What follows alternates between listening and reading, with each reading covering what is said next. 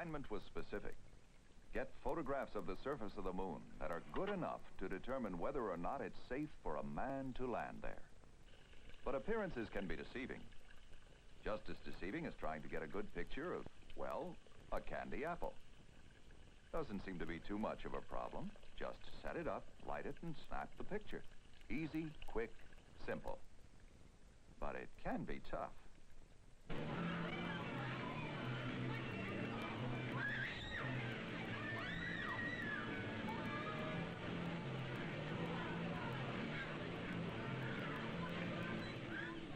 To begin with, the apple is some distance away, so you can't get to it to just set it up, light it, and so on.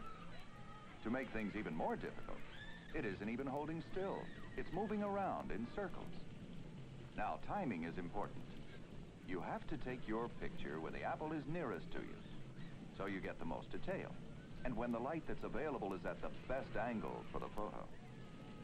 And even that's not all. You are moving, too, in circles. You're both turning and circling about the apple.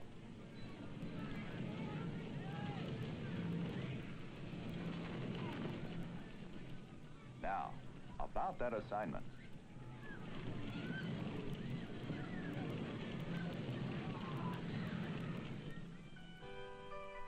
As the technology of man in space was developing, it became more and more apparent that our knowledge of the moon's surface as a possible landing site was not sufficient. To land man safely on the moon and get him safely off again, we had to know whether we could set up a precise enough trajectory to reach the moon. Could we design and build a spacecraft to land gently on the moon? Among all those lunar craters, could we find a place clear and level enough for a safe landing site? To make it possible for a man to land in the Apollo zone on the moon, better pictures were needed than those taken through Earth's best telescopes. In fact, better pictures might do more than find a landing site for Apollo. Scientists hoped they might resolve questions unanswered in the 300 years since Copernicus prompted Galileo to study the moon. What were the lunar craters Galileo observed? Pits dug by objects hurled from space, or the scars of old volcanoes? Telescopic photographs, far from answering these questions, scarcely reveal features on the moon as big as the meteor crater in Arizona, almost a mile across and several hundred feet deep.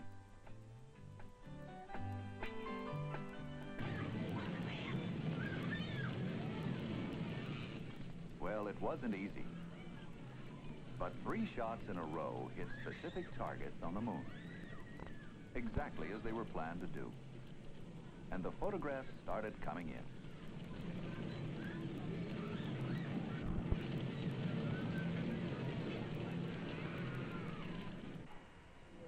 Ranger was designed simply to hit the moon. Before it crashed into its lunar impact point, it would send back to Earth close-up TV pictures of a portion of the moon's surface.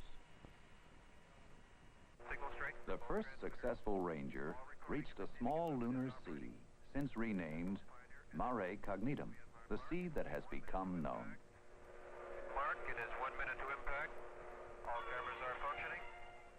As soon as the cameras were turned on, the pictures were transmitted to the tracking station at Goldstone, California. From here, they were retransmitted to the Jet Propulsion Laboratory in nearby Pasadena. Here in the Spaceflight Operations Facility, great excitement prevailed as Ranger neared the moon and its pictures came alive on the TV monitor. At last, scientists could turn to close-up pictures like these. 20 seconds to impact. All video good. Signal normal. Stand by for impact. 10 seconds to impact. Video still good. Excellent signal strength. 3, 2, 1. Impact has occurred. Prints of each picture were made for immediate study by scientists and engineers. On the theory that all lunar seas were flat and would offer the best landing sites, Ranger examined the surface of 2 such areas. Surprising to some scientists, the photographs at first showed little evidence of any volcanic activity on the moon. No boulders, no rubble, no crevasses, no dust. Pictures of craters covering craters suggested that the surface of the moon was long ago dug into and loosened by repeated impacts.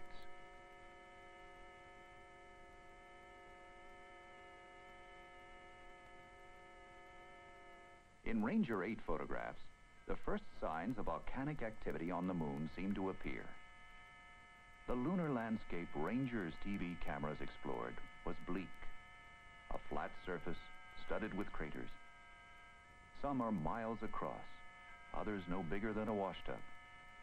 All were probably formed billions of years ago. The last target area was the floor of the Alphonsus crater, chosen because it was not a lunar sea.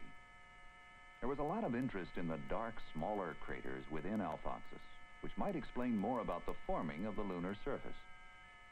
On the Alphonsus floor, new signs of variety on the moon's surface began to appear. Craters caused by volcanoes, long since dead. But the evidence from these photographs raised more questions than the pictures answered.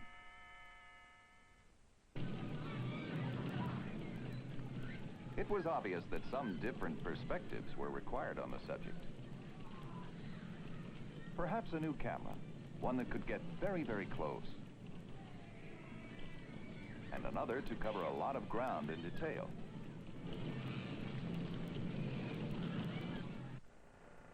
Surveyor, a far more complex spacecraft, was designed to make a soft landing on the moon.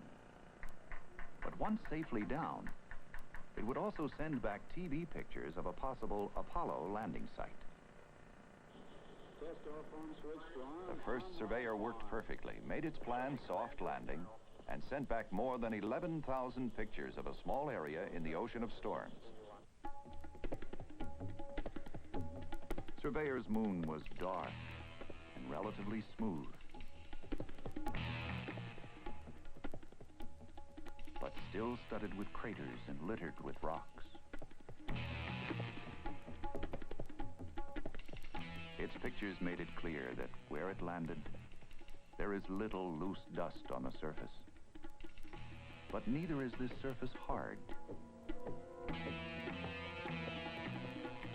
It seems to behave much like earthly soil, and will certainly support the weight of a manned landing craft.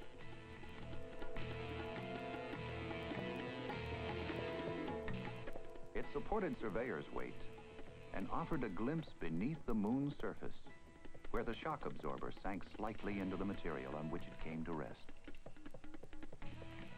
After transmitting the first batch of pictures and surviving the dry heat of a lunar noon, Surveyor slept. It slept through the 14-day-long lunar night as temperatures plunged 500 degrees. Then it came awake on command to continue its examination of the moon. Surveyor took the first color pictures of the moon, showing a blue-gray surface in contrast to the small color wheel attached to one of Surveyor's feet. In some ways, Surveyor's moon seemed more hostile than we thought it might be.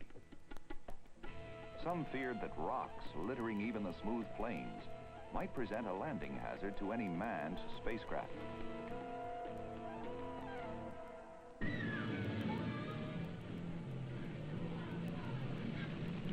Well, the apple that started all this was still there. Our pictures were beginning to give us some of the answers we needed, but our coverage was spotty. We needed more pictures, more detail, more information. It hadn't been simple to hit the moon with Ranger, and soft landing Surveyor had been exceedingly difficult. Lunar Orbiter presented a set of problems different from Ranger or Surveyor. It was designed to circle the moon with a pair of cameras to photograph large areas of the Apollo landing zone and give good close-up pictures of many possible landing sites. Somebody called it the flying drugstore because it develops its own film. The spacecraft also carries an electronic readout system to scan its photographs and send them back to Earth. Lunar Orbiter was an impressive advance in lunar photography.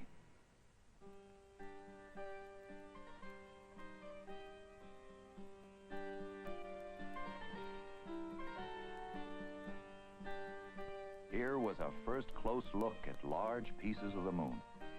16,000 square miles of the Apollo landing zone, with a resolution 100 times better than Earth-based views.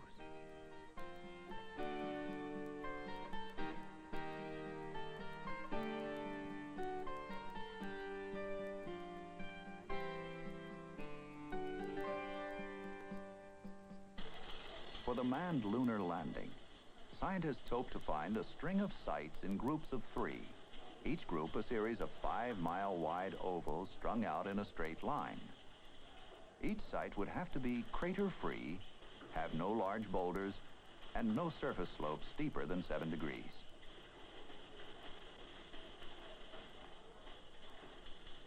Of all the areas photographed by the lunar orbiters, only a few were expected to prove smooth and level enough to meet all the Apollo landing requirements. The spacecraft photographed several suitable areas. Working with the photographs, scientists observed that the smoothest terrain appears to be the darkest. Using degrees of brightness as a yardstick has made it possible to measure the roughness of the moon's surface. Really smooth areas are hard to find.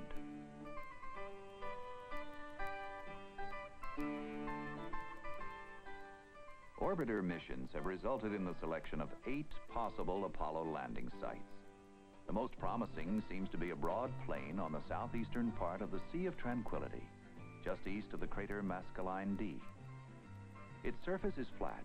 There are no deep craters, few boulders.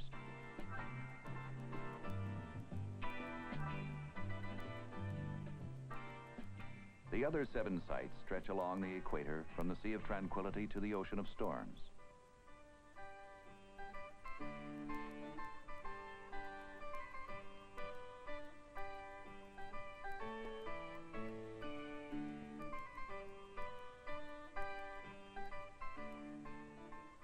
There was now sufficient data to pinpoint Apollo landing sites for the first mission. In terrain like this, the first lunar landing craft will touch down and man descend to take his first exploratory steps on the moon. Orbiter also photographed the far side of the moon and found it to be even more heavily cratered than the face. These were bonus shots made because the cameras had to be in continual operation until all the film was exposed.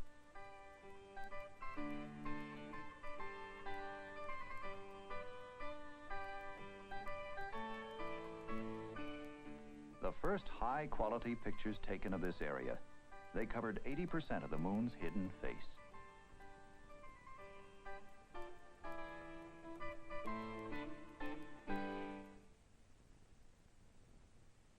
One of Orbiter 2's bonus pictures was a shot of the crater made by Ranger 8 when it impacted the moon. The freshness of the crater was determined by measuring the brightness of the volcanic rock around the crater. Originally concentrated and dark in appearance, the material was now powdered and brightened by the force of the Ranger collision. Lunar Orbiter not only provided outstanding photographs of the moon, it also helped improve our earthbound measurements of the moon's shape and its gravitational field. Micrometeoroid sensors on board discovered that a spacecraft orbiting the moon has no more chance of being hit than one in orbit around Earth. Measuring radiation, Lunar Orbiter 1 experienced 2 solar flares after completing its photography. Flares that would have spoiled its pictures had they occurred earlier. Lunar Orbiter 3 photographed this great 400-mile-long fault, half as deep as the Grand Canyon, and on another part of the moon, a mountain towering 6,500 feet from the floor of a crater. Other orbiter photographs reveal many craters filled with what is apparently volcanic debris. Here is a wealth of material for continued study by geologists and other scientists. For example, The crater Copernicus is one of the most prominent features on the moon. Until not long ago, this photograph, taken through the 120-inch reflecting telescope at the Lick Observatory in California, was the best available. This is Copernicus as seen by Lunar Orbiter 2. 60 miles wide, 2 miles deep, the crater dominates the face of the moon. Thoth, the keyhole-shaped crater in the foreground, is about 13 miles across and nearly a mile deep.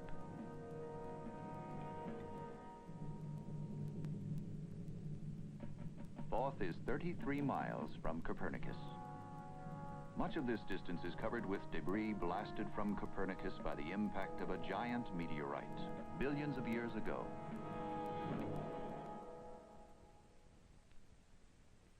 Rounding the back shoulder of the moon, one orbiter got an exceptional shot, the first photograph of Earth seen from outer space.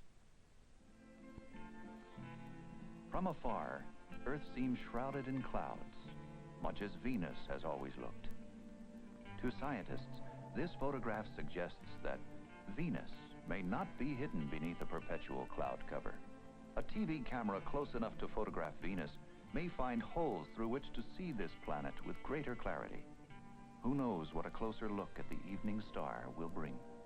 What answers may be found? Or what new questions man may have to ask about the nature of the universe?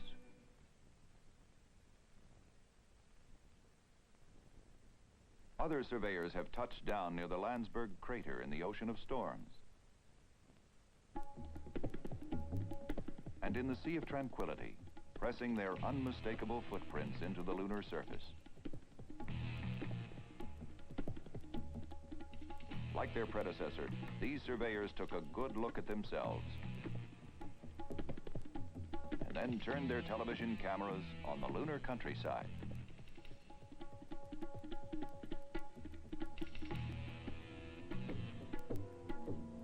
One of the most unusual features of Surveyor 3 was its surface sampler. A 5-foot-long arm with a hand-sized scoop. This device was designed to dig into the soil to determine bearing strength and other characteristics. It dug several trenches in the lunar crust. It dumped samples of lunar material on its footpad, allowing close examination of the freshly disturbed soil.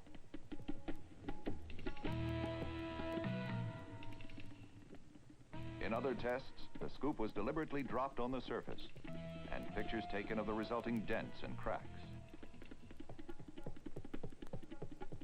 Another surveyor experiment used this alpha scattering device to determine the chemical composition of the lunar soil. At one point, surveyors' cameras interrupted their look at the moon to record this event, an eclipse of the sun by the Earth.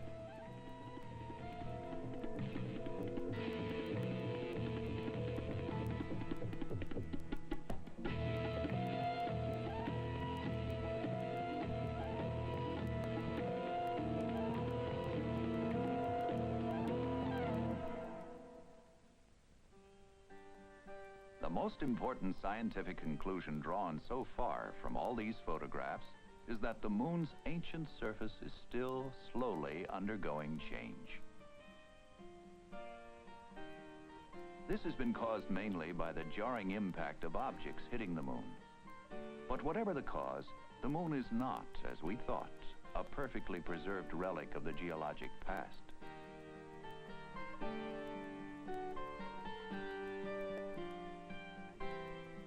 Lunar Orbiter has extended the mapping of the moon to the far side so that features there could be accurately located, and it also surveyed many important scientific sites. These pictures of the moon's polar areas disclosed striking new details.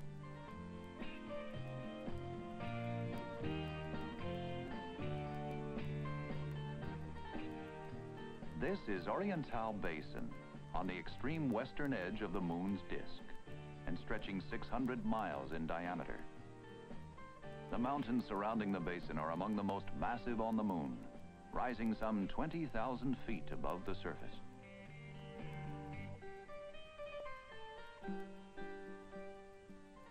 Other areas of interest to scientists have been explored. What are the changing red spots that have been seen in Aristarchus? What makes the crater's walls so bright?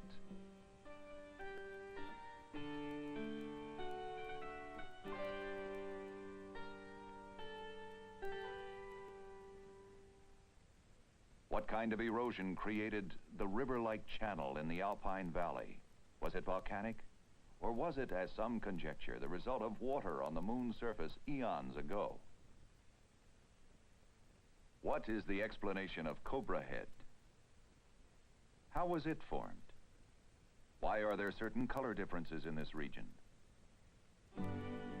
Near the Harbinger Mountains lie a number of curious craters with sinuous channels extending from them.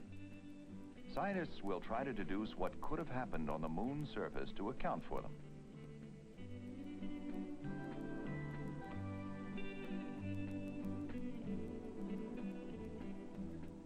Because of the astonishing detail of pictures like these, the yield of information is great. For example, this rock is 75 feet across. From the picture, it is possible to tell that it rolled downhill some 900 feet, scraping away the lunar topsoil. This rock is only 15 feet across, but it too left a trail that can be clearly seen.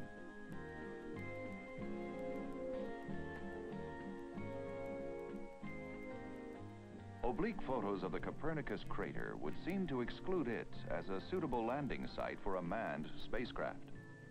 But a look at other Copernicus photos taken from a nearly vertical perspective reveals several promising possibilities, particularly here in the northwest area. And surprisingly enough, these lunar photo missions have shown scientists views of Earth no man had ever seen before. This is the first photograph of the nearly full planet from 215,000 miles away. It will provide additional information on the amount of sunlight reflected by Earth. Lunar Orbiter has successfully surveyed 99% of the moon's front face and significantly increased high-resolution coverage of the far side. These pictures are likely to be the source of lunar surface information for many years and should contribute to a fuller understanding of the moon. If many other questions are still in doubt, some of the answers may already be in our hands. Examination of these photographs is not complete, and already they've produced miles of data tapes to be processed. And additional information is being returned so rapidly that it will take years to evaluate it all. In 1950, astronomer Fred Hoyle lamented that man had seen all he would ever see through even the most powerful telescopes. It was time, he said, to leave the Earth.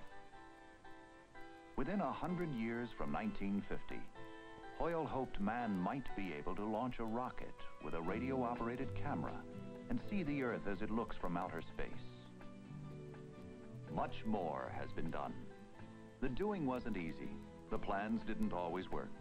But when they did, they took us beyond the dreams of the 50s to a point where, within 20 years of Hoyle's modest wish, 2 Americans will actually land on the surface of the moon. In the meantime, there will be more great pictures like this now famous photograph. When this happens, Hoyle predicted, when we can leave Earth with a camera and move out into space, it is certain to make marked changes in our whole outlook on life.